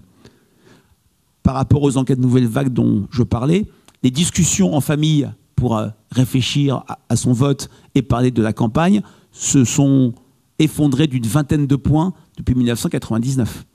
La famille, avant, c'était le lieu du débat. Enfin, c'est encore le cas quand même. Je suis sur des généralités, mais c'était toujours le lieu du débat, de la confrontation, pour ou contre le général, pour ou contre la gauche au pouvoir, quid du travail des femmes, quid des mœurs, etc. Maintenant, c'est un lieu, d'ailleurs les jeunes en font leur refuge, leur répit, leur valeur préférée, mais c'est un lieu où le débat n'a pas disparu, bien sûr, mais est passé ailleurs. Donc d'un côté, on a des vecteurs d'information chez les jeunes qui n'ont rien à voir avec ceux des autres générations, et de l'autre, les vecteurs d'information des jeunes d'aujourd'hui diffèrent de manière massive de ce qu'ils étaient il y a 5 ou 10 ans. On verra lors de la prochaine élection présidentielle, si par exemple, un des vecteurs majeurs de 2017, ça a été des grands débats télévisés. Est-ce que ça va être toujours aussi fort? Campagne présidentielle qui va se passer avec l'IA, vous avez vu pour l'instant ces fausses images, ces faux films. Alors, je trouve que ça se voit déjà, ça se voit encore que c'est faux ou bidon. Quid de 2027? On arrive dans cette période très très compliquée. Une étude récente de la Fondation Jean Jaurès dépeint une France de plus en plus détachée de l'actualité. Peut-on parler, à votre avis, d'après les études que vous avez fait réaliser, de burn-out médiatique ou encore d'une société infomalade avec un certain nombre de personnes qui se détacheraient de l'information et qui mettraient en péril la démocratie? Je pense que, malheureusement, j'ai pas vu cette étude, mais c'est une sorte de continuum avec ce détachement vis-à-vis du vote, vis-à-vis de la démocratie. C'est-à-dire que, justement, si je reprends ces enquêtes faites auprès des primo-votants, et malheureusement, c'est pas seulement les primo-votants qui expriment ça. J'avais été frappé en 2022 de voir que quasiment plus d'un tiers des primo-votants n'avaient pas voté, alors que contrairement à ce qu'on peut croire, les jeunes votent fortement à la présidentielle. Ils ont en 81, en 95 et en 2007 voté autant, voire plus que l'ensemble des Français. Et la raison maintenant invoquée par les jeunes et des moins jeunes sur le fait de ne pas voter, c'est une logique que j'appelle de vanité. Voter, c'est vain. Voter, ça ne sert à rien. À quoi bon? Une sorte d'aquabonisme. À quoi bon voter? Et c'est vrai qu'on a ce phénomène, je pense, sur les médias. À quoi bon s'informer dans un monde qu'on ne comprend pas, quand on se sent isolé, et quand on sent surtout que ses conditions de vie se dégradent. Je fais une petite parenthèse. Il y a une logique d'opinion qui est majeure chez les Français, que j'appelle malheur collectif, bonheur individuel. Vous me suivez? À l'extérieur, ça va mal, mais moi, je m'en tire. J'ai mon réseau, j'ai mon travail, j'ai ma famille, j'ai mes amis, j'ai mon tissu de solidarité. C'est la logique d'opinion majeure. Naturellement, elle est majeure. Mais, dans des enquêtes qualitatives, donc, qui donnent ces signaux faibles, je vois apparaître quelque chose de très très inquiétant. Enfin, pas inquiétant, mais de très notable et de très nouveau. Des gens nous disent, Mais finalement, la France est résiliente. Finalement, la France va bien. Elle a surmonté le Covid. Elle a été en tête, rappelez-vous, sur la distribution des vaccins. On était dernier en décembre 2020. On a fini comme premier pays européen en termes de pourcentage de sa population. La France a traversé toute une série de chocs terroristes. La France a traversé le choc de l'inflation. La France a réussi, malgré les sarcasmes, à organiser des grands événements. Mais finalement, la France va bien, mais c'est moi qui vais mal. C'est moi qui vois mes conditions de vie se dégrader. N'oublions pas ce qui a poussé beaucoup de gilets jaunes derrière des ronds-points, et je pense qu'il y en avait dans la région nantaise comme partout, c'était l'idée que le travail payait mal. Donc, on a ce phénomène d'opinion que je pense qu'il faut noter. Votre question, j'ai oublié un bout de votre question, c'était quoi? Ma question, c'était de l'infobésité. Oui, l'infobésité, bien sûr. Et le risque de se détacher de j'entends. s'informer. Alors, j'ai envie de mettre ça à distance quand même. Quand le sujet est concernant, peut avoir un impact sur nos vies, je pense que les Français s'intéressent. On a vu l'orgie d'information, l'obésité d'information pendant la période du Covid. On cherchait à comprendre, on cherchait à se rassurer. Dans cette période dont je vous ai parlé depuis que je date du second tour des législatives, d'éclipse du politique, de désintérêt des Français, hein, un de mes confrères et amis, Brice Teinturier, avait écrit un livre qui s'appelait « Plus rien à faire, plus rien à foutre ». Le titre est un peu vulgaire, mais il parle bien de ce détachement. Il y a des sujets qui intéressent de manière massive les Français. Je parlais de l'international. Le procès de Mazan, à la rentrée, a été un événement, mais qui a passionné, pas de manière glauque, mais qui a vraiment intéressé, polarisé les Français, qui a réactivé des clivages de genre, non pas des clivages hommes-femmes, mais des clivages de genre et de génération. On avait fait une grande enquête d'ailleurs avec la Fondation Jean Jaurès et Chloé Morin et Sud Radio sur le regard à l'égard de ce procès. Non pas parce que c'était pas bien sûr une question coupable pas coupable, c'était comment on avait vécu ce procès. Les jeunes garçons, enfin les jeunes hommes de moins de 30 ans avaient le sentiment que les 60 accusés étaient, comment dire, étaient une sorte d'autrui repoussoir. Ces gens, c'était pas moi. Ces gens, c'était des exceptions. Ces gens, c'était des personnes bien sûr coupables, mais par rapport auxquelles ils pensaient n'avoir rien à voir. Les jeunes filles disaient la diversité, et là c'était du qualitatif, la diversité des professions. Il y avait un douanier, un gendarme, un gardien de prison, un routier, un cadre, enfin, je vous en souvenez. La diversité des profils montre que peut-être que derrière tout homme peut se cacher quelqu'un qui peut commettre l'irréparable à travers ses viols. On terminera avec une question sur les sondages. Vous savez que, bien sûr, les sondages sont essentiellement demandés par des médias, par des journaux, par des entreprises, mais enfin par des médias. Et la critique que l'on fait, bien entendu, aux sondages, c'est que les sondages manipulent l'opinion, fabriquent l'opinion. Quelle est votre opinion ? Est-ce que j'ai une tête de manipulateur? Je ne sais pas. C'est possible. Non. Alors, déjà, je corrige un tout petit point. Je rectifie un petit point. Les principaux donneurs d'ordre de sondage, ce sont des grandes entreprises qui font des enquêtes marketing. Moi, j'essaye de me spécialiser dans le domaine de l'opinion. Mais en France, et d'ailleurs dans le monde, les grands donneurs d'ordre, ce sont L'Oréal, Coca-Cola, Procter & Gamble, LVMH, qui font des enquêtes sur les produits, des enquêtes marketing. Donc, les médias, parce qu'en plus ils ont de moins en moins d'argent, commandent finalement peu d'enquêtes. Et les coûts faits pour les médias sont des coûts faibles. Maintenant, alors, je ne vais pas reprendre le terme de manipulation parce qu'il est très très sévère. Je serais plutôt sur la critique en termes d'influence. On dit les sondages vont influencer les Français. Alors, avant de venir pour répondre sur cette question, mais il y a une part de manipulation. Qui veut influencer, cherche à influencer et donc manipule. Je rappellerai quand même un point, et vous avez rappelé, Patrice, que l'IFOP était le plus ancien institut de sondage. On a été créé à la rentrée 1938. Notre premier sondage publié portait sur les accords de Munich, donc un sujet lourd.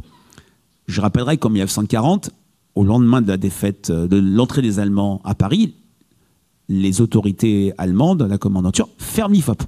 C'est-à-dire qu'on peut dire ce qu'on veut des instituts de sondage. Et l'IFOP rouvre en 1944 avec un sondage en face à face fait dans les rues de Paris à peine libérées sur la libération, sur quand est-ce que la guerre va se terminer, sur qui est-ce qui a le plus contribué à la défaite allemande future, etc. Je dirais quand même que on peut dire ce qu'on veut des enquêtes d'opinion, on peut les critiquer, on doit le faire, on doit avoir un regard critique, mais elles restent consubstantielles du paysage démocratique. Et en France, dans d'autres pays, pas de sondage indépendant en Russie de Poutine, en URSS bien sûr, pas de sondage indépendant et d'institut sous Pinochet, en France occupée, etc. Maintenant, sur l'influence, c'est un très très vieux débat. Sur l'influence des sondages, c'est un débat qui a essayé d'être tranché par la science politique américaine, notamment sur les sondages électoraux. La science politique américaine avait isolé 2 grands effets d'influence, alors peut-être même de manipulation, liés au sondage. L'effet bandwagon, c'est-à-dire l'effet locomotive, dans une campagne électorale. Les sondages me disent que c'est M. X qui est en tête, je vais aller voter pour le futur gagnant.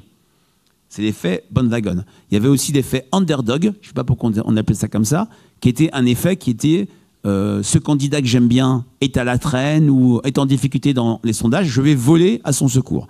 Et personne n'a été capable de dire lequel de ces 2 effets était le plus fort. Il y a des candidats dans les campagnes présidentielles. Alors, je mets 2022 de côté où il y a eu un effet vote utile, mais vous m'interrogerez sans doute là-dessus. Dans les campagnes, il y a des candidats qui sont scotchés à 2, 3, 4, 5%. Ils finissent à 2, 3, 4, 5%. Ils finissent pas à 0 parce qu'ils n'ont aucune chance d'être au second tour. Il y a des votes de conviction, il y a des votes de victoire, il y a des votes aiguillons. L'IFOP a essayé d'approfondir ça. En 2012, alors ça fait assez longtemps, mais je vais essayer de le refaire pour 2027, on a mené un sondage sur les sondages. Vraiment, c'était le serpent qui se mordait la queue. On a demandé un échantillon de Français et pensez-vous, diriez-vous, que les sondages électoraux influencent le vote des électeurs? La réponse était oui à 72%. Quelques questions plus tard, on a demandé, et diriez-vous que ces sondages électoraux influencent votre propre vote à vous? Le 72 devenait 13%. Alors, je ne suis pas quand même satisfait parce que donc l'influence, c'est pas moi, c'est vous, Patrice, c'est mon voisin. Mais 13%, si on fait un petit calcul, un peu vicieux, ce 13%, je le ramène au corps électoral de 2022, 48 millions de Français environ. Ça fait, 5 millions de personnes qui disent les sondages peuvent influencer mon vote. François Fillon est éliminé du second tour à 600 000 voix. Lionel Jospin, il lui manque 180 000 voix pour être au second tour. Jean-Luc Mélenchon, il le répète souvent, échoue à 400 000 voix. Est-ce qu'il n'y a pas une influence? J'ai envie de dire oui, et oui, mais ce serait malhonnête de faire reposer seulement sur les sondages une influence dans une campagne électorale. Les tracts influencent. Les débats télévisés, je pense à par exemple 2017, quand Jean-Luc Mélenchon domine le débat de TF1, il connaît après une dynamique électorale. Il y a les discussions en famille. Il y a, on parlait des réseaux sociaux et des médias. Donc j'ai envie de dire que oui, l'influence est là, mais d'une part, ce n'est pas le monopole de l'influence. Et d'autre part, je pense que beaucoup, tous, et moi le premier, on a en tête un électeur qui serait un électeur ultra rationnel, qui 3 jours avant le vote s'enfermerait dans une chambre scellée, lirait tous les programmes, verrait toutes les émissions et ferait le choix le plus rationnel possible. Cet électeur, j'ai pas envie de dire qu'il n'existe pas. On n'en voit pas beaucoup.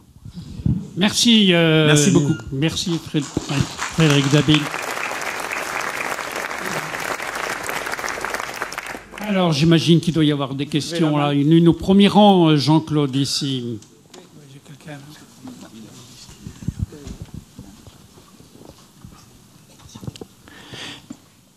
Nous vous écoutons. Vous savez sûrement que le Conseil régional de notre territoire vient de réduire fortement ses subventions à la vie culturelle.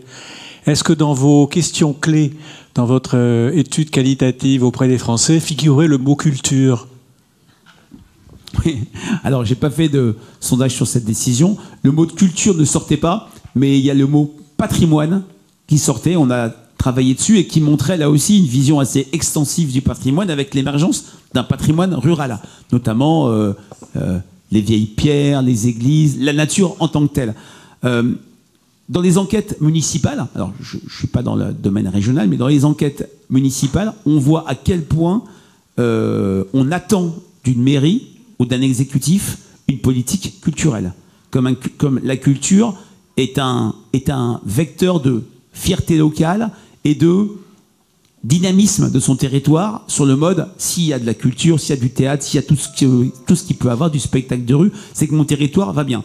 Maintenant, je vais vous dire, non pas ce que je pense, mais ce que l'on voit dans d'autres enquêtes, la question de la dette, la question du gaspillage des deniers publics, enfin, ce sont des questions qui maintenant ne sont plus des terres inconnues pour les Français. Le quoi qu'il en coûte, c'est terminé. On est à des niveaux d'inquiétude sur ce que la dette laissée à nos enfants, aux générations futures, qui fait que les Français, alors j'ai pas vu d'enquête sur les décisions de Madame Morancet en termes de culture, et là aussi, hein, ça permet de plaider pour ma paroisse, hein. Les réseaux sociaux, il y en a, on voit des comptes Twitter, c'est un scandale, etc. D'autres qui disent c'est formidable, il faut aller à la hache comme le fait le président argentin. Je n'ai pas de données à vous faire passer, mais le contexte, la toile de fond, c'est une préoccupation pour la dette qui ne figurait pas dans le livre. On a même écrit qu'elle n'était jamais sortie comme thème d'inquiétude pour les Français, qui fait que ça fait bouger beaucoup de lignes. Mais en tout cas, le point de départ, c'est quand même cet attachement aux politiques culturelles locales, en rupture avec l'idée que Paris, le Haut, nous impose une culture muséale nationale. Une question. Oui, merci beaucoup. Je voulais vous poser une question revenir sur le sujet du désenchantement de la population par rapport aux politiques nationaux. Parce que je me demande si la question, le problème est soluble, parce que en fait, il y a chez les Français une grande attente par rapport à la politique nationale, notamment à l'occasion des élections présidentielles, où on attend l'homme ou la femme providentielle et l'État providentiel. Or, dans la réalité, et d'ailleurs, quand on voit les résultats, on voit qu'un Chirac a battu Barre ou Balladur, qui avaient des discours plus raisonnables, et lui, il a fait rêver avec la fracture sociale ou manger des pommes. Donc, voilà. Et donc, il y a cette dimension de rêve et émotionnel qu'attendent les Français. Et la réalité, c'est que l'État est grignoté par le local, par les acteurs locaux, et puis les économies sont tellement interdépendantes et on est tellement dépendant de la conjoncture internationale à tout niveau que finalement les marges de manœuvre des politiques nationales sont plus réduites. Donc à mon avis, pour que le problème soit résolu, il faudrait soit que les Français aient moins d'attentes par rapport à ce que peut faire la politique nationale, et qu'à l'inverse, les politiques aussi aient un discours qui corresponde plus à ce qu'ils peuvent réellement faire. Oui, c'est une excellente question. Enfin, c'est une remarque, mais qui amène beaucoup de réponses. C'est vrai que, on essaie de montrer dans le livre, et je le vois depuis des années dans mes enquêtes, ce désenchantement, c'est la crise du résultat. Le politique national ne change plus la vie, ne résout plus les problèmes, en contraste avec les élus locaux, où le maire fait des choses. Et c'est cette crise de l'écoute où on ne me comprend pas. Le cœur des critiques vis-à-vis du président Macron, c'est une triple critique sur une forme de déconnexion.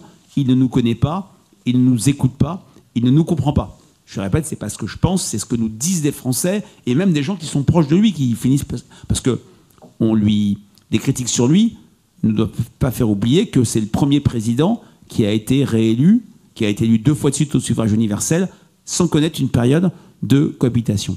Et c'est vrai que ce que vous dites me fait penser à un livre d'une journaliste qui s'appelle Guylaine Ottenheimer, qui a longtemps dirigé Challenge, qui s'appelait Le poison présidentiel. C'est vrai que la présidentielle, c'est non pas vous avez parlé de machine à rêve, c'est vrai que c'est un moment où le pays s'arrête, l'international, en théorie, ne compte plus, les contingences externes, on les met à distance et on va suivre un homme présidentiel qui va vous dire travailler plus pour gagner plus, qui va vous dire mon ennemi c'est la finance, qui va vous dire je ne sais plus ce que disait Emmanuel Macron en 2017, mais c'était libérer, délivrer et la Startup Nation, etc.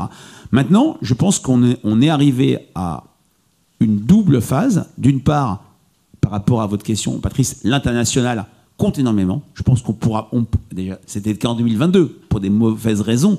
L'international s'est invité de manière très forte dans la campagne. Je pense qu'une campagne présidentielle où l'international n'est plus évoqué, je me trompe peut-être, hein, je veux bien être challengé, mais n'est plus possible. Et on arrive à un moment, non pas de prise de conscience absolue, parce qu'il y a toujours l'envie de dépenser, il y a toujours des élus locaux et nationaux qui veulent dépenser, qu'on ne peut plus continuer comme ça. Est-ce que la présidentielle, la prochaine campagne, va pas être, non pas ce moment de machine à rêve, mais est-ce qu'un candidat, alors vous parliez de Raymond Barre ou d'Édouard Balladur, je n'irai pas complètement de votre côté, mais plus peut-être pour Raymond Barre, qui la jouait, si je puis dire, professeur, qui disait que l'État ne pouvait pas tout faire. Bon, il a fait un score très honorable, mais il n'a pas passé la barre du premier tour. C'était un contexte très différent. Est-ce que cette élection va permettre l'émergence d'un candidat qui va être alors churchillien, c'est-à-dire qui va nous promettre du sang, de la sueur et des larmes, etc. Mais n'oublions pas que le discours churchillien, c'est pas seulement ça. C'est du sang, du sueur et des larmes pour une finalité, pour un cap. En 40, c'était abattre l'Allemagne hitlérienne. Ce qui manque, et on le voit dans toutes nos enquêtes sur cette dictature que les Français vivent sur le court terme, et d'où cette obésité de l'information, ce manque de compréhension, est-ce que cette campagne ne va pas être un moment où un candidat, une candidate va proposer un cap qui va permettre peut-être de faire passer une pilule douloureuse? Je n'en sais absolument rien, mais en tout cas, ce dont je suis sûr, c'est que la campagne de 2027 va être très différente des précédentes parce qu'il y a des contraintes externes que l'on ne peut plus mettre à distance. Allez-y, une question, oui, madame. Oui, je voudrais revenir sur le rapport entre les médias et les sondages. Parce qu'à vous écouter, j'imagine que vous suivez l'actualité, et je ressens, mais c'est personnel, un décalage parfois et une utilisation faite par les médias selon ce qu'ils ont envie de véhiculer du résultat de votre travail. Donc je voudrais savoir si vous vous sentez trahi. Alors, trahi, c'est un petit peu fort. Je ne suis pas naïf sur un point. Lorsqu'un sondage est publié par un média, il devient un objet public qui va être une ressource pour des acteurs politico-médiatiques et il va être une contrainte pour d'autres.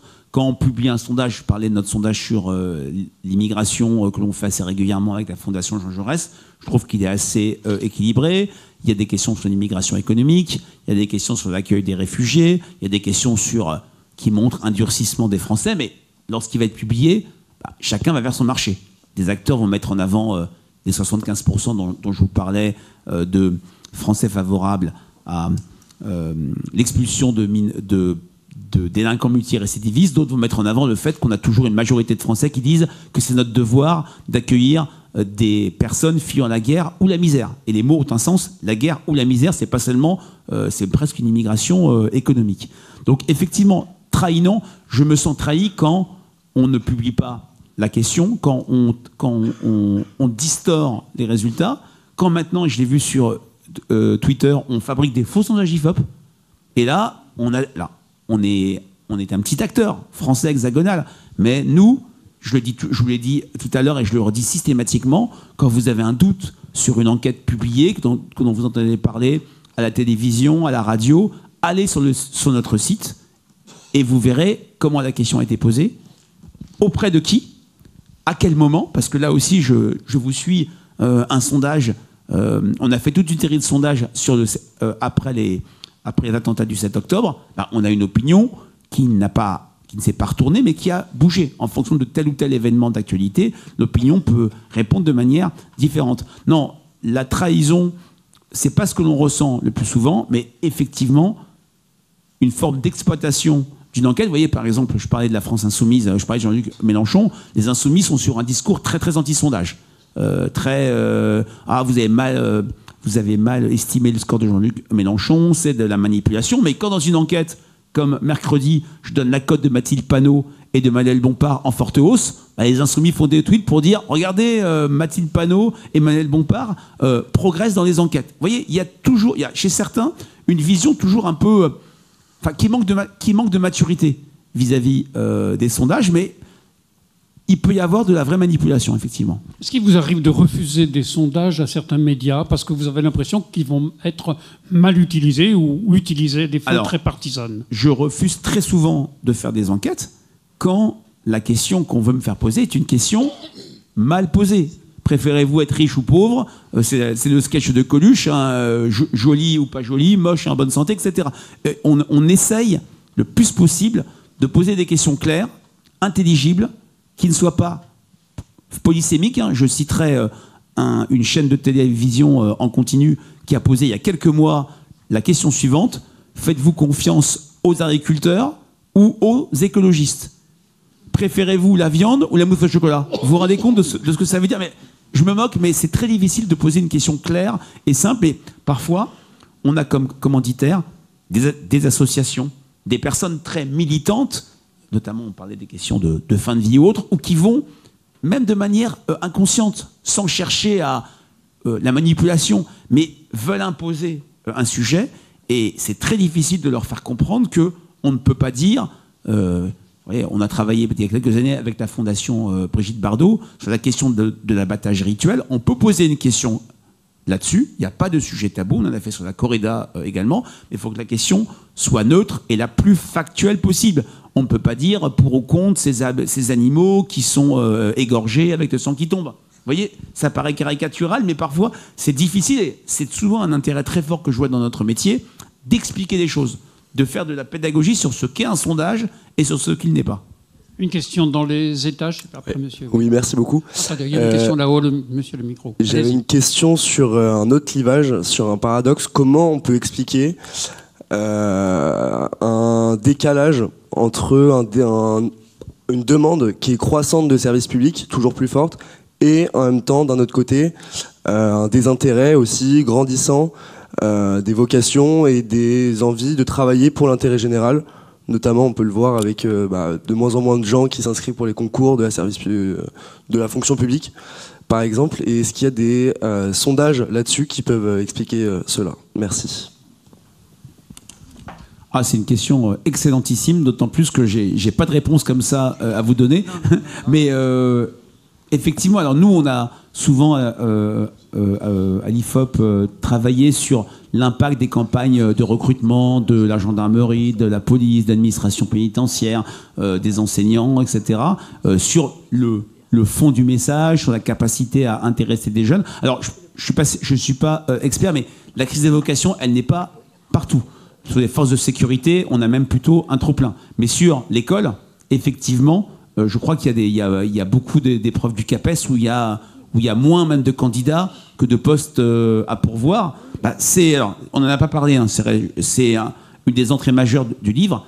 Je parlais de la gravité de la situation. L'inquiétude des Français sur l'école n'a jamais été aussi forte.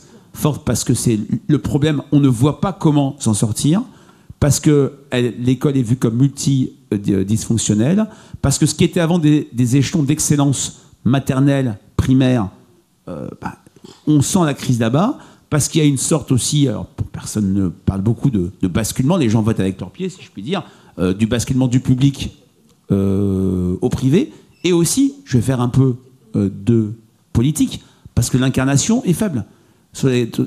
À l'éducation nationale, au ministère de la Santé, même au ministère des Affaires étrangères, sur les sujets dont on a parlé qui intéressent les Français, quand vous avez 7-8 ministres en 3 ans, mais il faut dire des choses, l'incarnation, ça compte.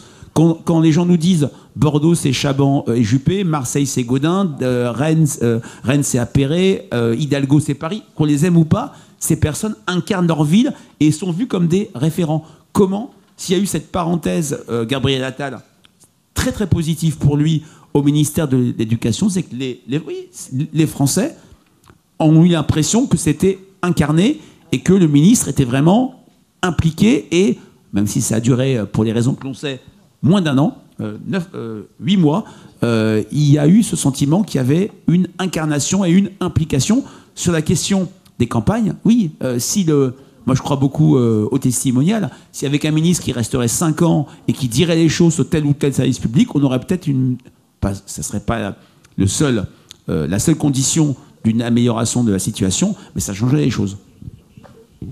Une question, oui, allez-y monsieur. Puis après, Jean-Claude, il y a une question. Qui dit sondage dit panel. Quels sont les critères retenus pour définir un bon panel, s'il vous plaît? Un échantillonnage. Voilà, justement, alors, qui dit sondage dit panel, qui dit panel dit échantillon. Et alors, pour vous dire des choses, un panel, c'est un échantillon de Français qui sont interrogés, toujours les mêmes, sur plusieurs mois. C'est ce que fait mon confrère Ipsos sur le panel électoral français. Alors, il y a des risques d'attrition, mais c'est intéressant de voir auprès des mêmes personnes les mutations électorales. On l'avait fait, par exemple, en 88, pendant la présidentielle, où on avait vu le basculement de Barre vers Chirac, pour reprendre la question de tout à l'heure. Un échantillon, c'est la construction d'un échantillon représentatif d'une population donnée.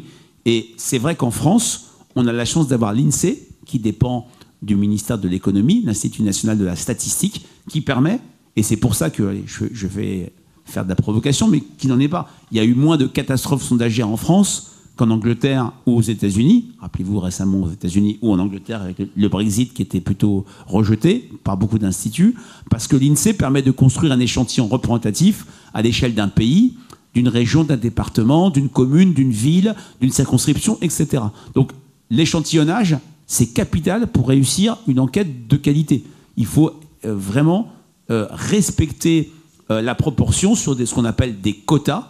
Et les quotas qu'on utilise pour une enquête grand public, c'est le sexe, l'âge, la profession, la région et la catégorie d'agglomération, notamment les 24-25% de ruraux dont on a parlé.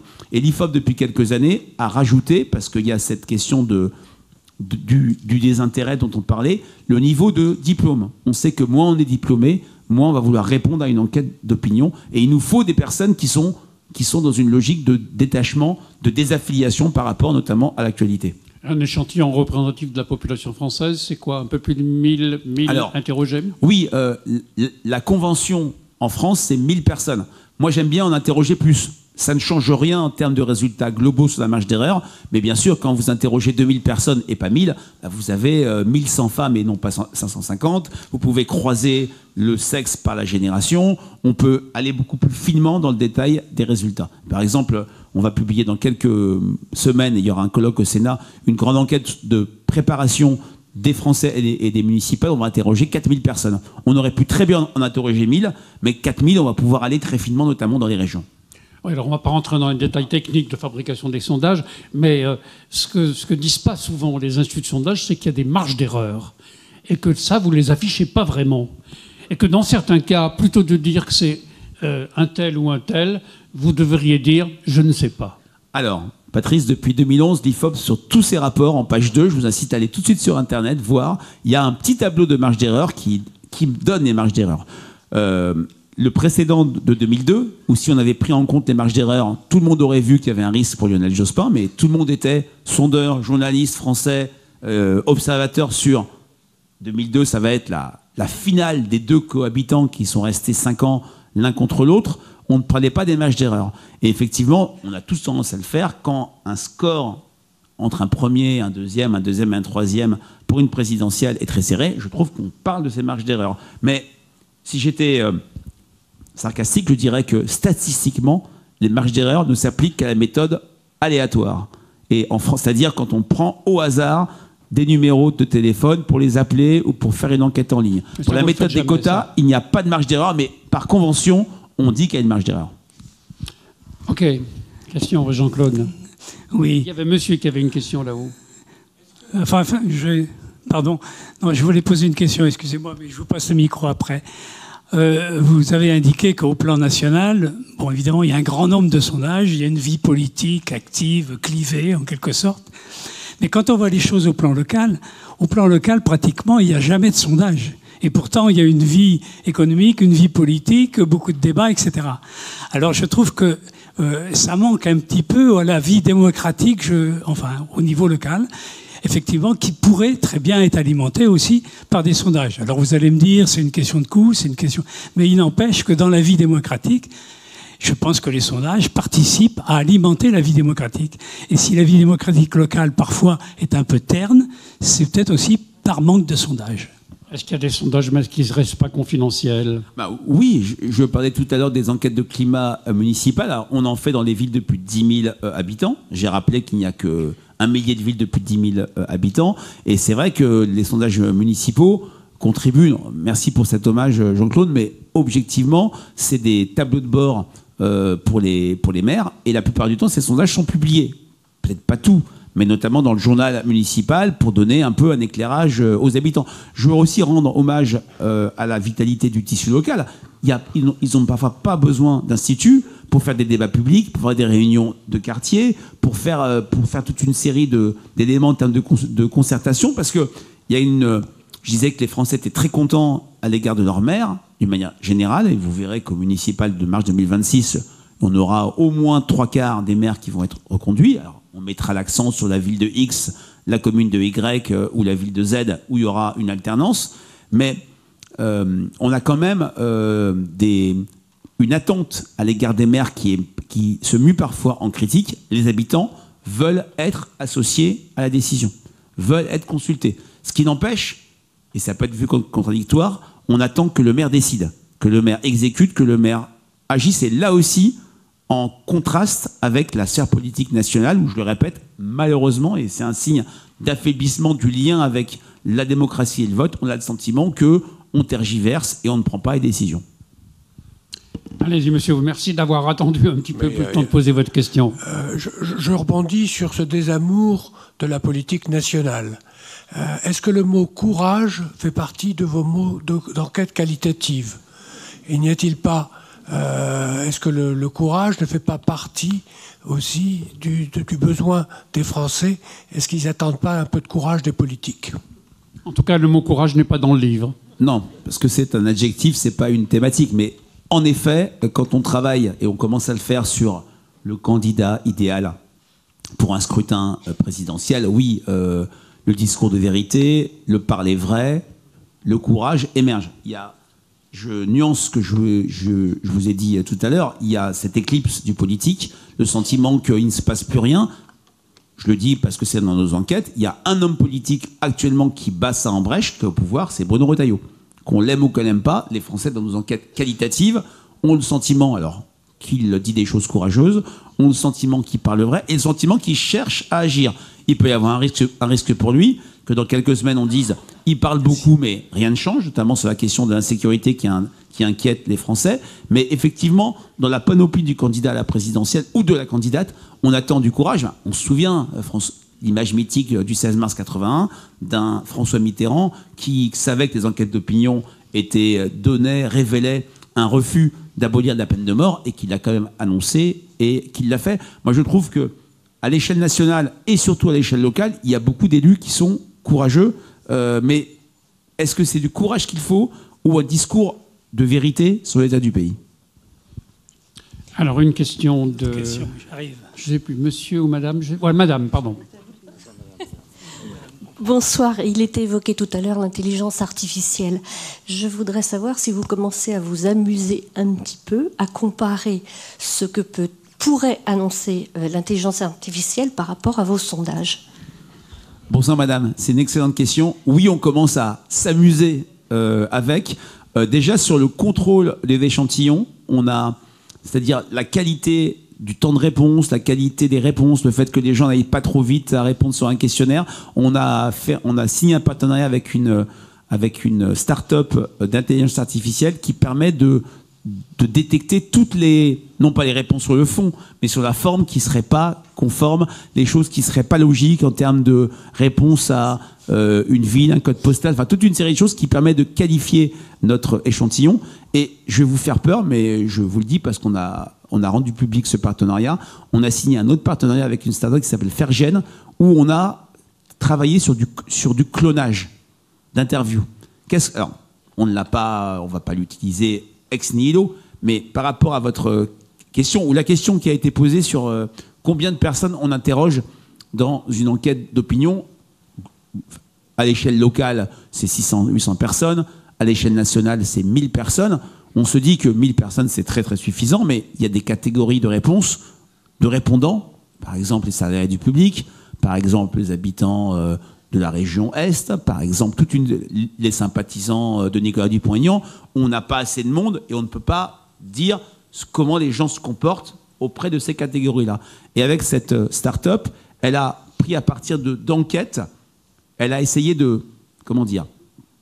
d'imaginer, grâce à l'IA, les réponses de personnes qui se rapprocheraient des différents segments dont je vous ai parlé. Ce qui permet de dire, par exemple, dans une enquête auprès de 1000 personnes, j'ai une vingtaine d'agriculteurs, ils arrivent à construire des réponses de 60 agriculteurs en plus. Et quand on regarde les réponses mises ensemble, on a une cohérence absolument incroyable. Alors, bien sûr, on est sur une logique éthique.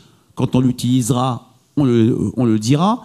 On ne fera jamais d'enquête ex nihilo, c'est-à-dire on n'interroge plus personne, on ne dépense pas de sous et on va dire voilà ce que disent les Français. Mais là aussi, et je pense que ça peut être une conclusion de notre échange, c'est un métier où l'éthique est absolument fondamentale. On ne peut pas faire n'importe quoi.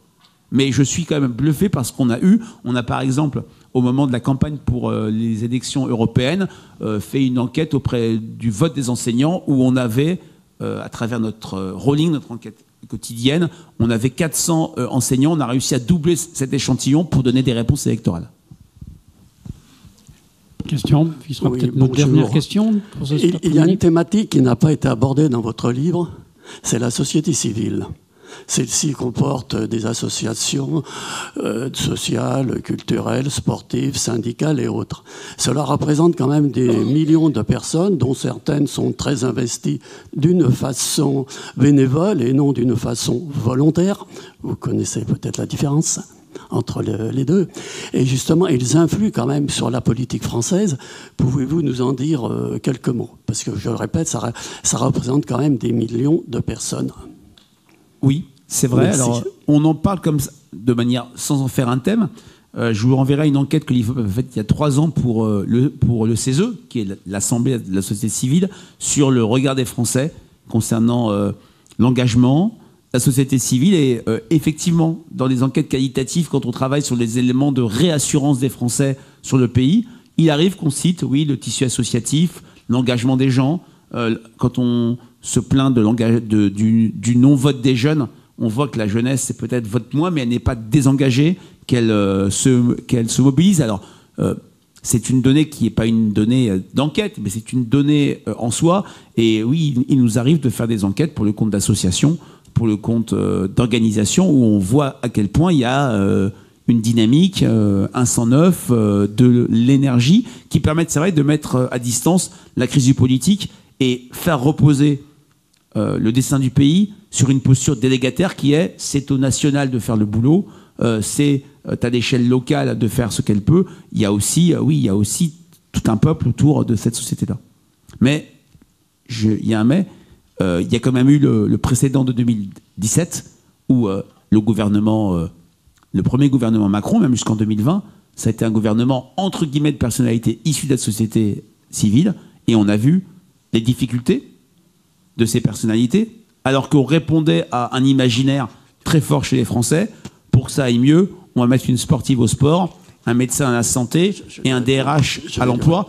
Ça n'a pas complètement fonctionné parce qu'il y a des codes, parce qu'il y a non pas une caste, mais il y a un champ politique que, malgré beaucoup d'efforts, les Français n'arrivent pas complètement à pénétrer.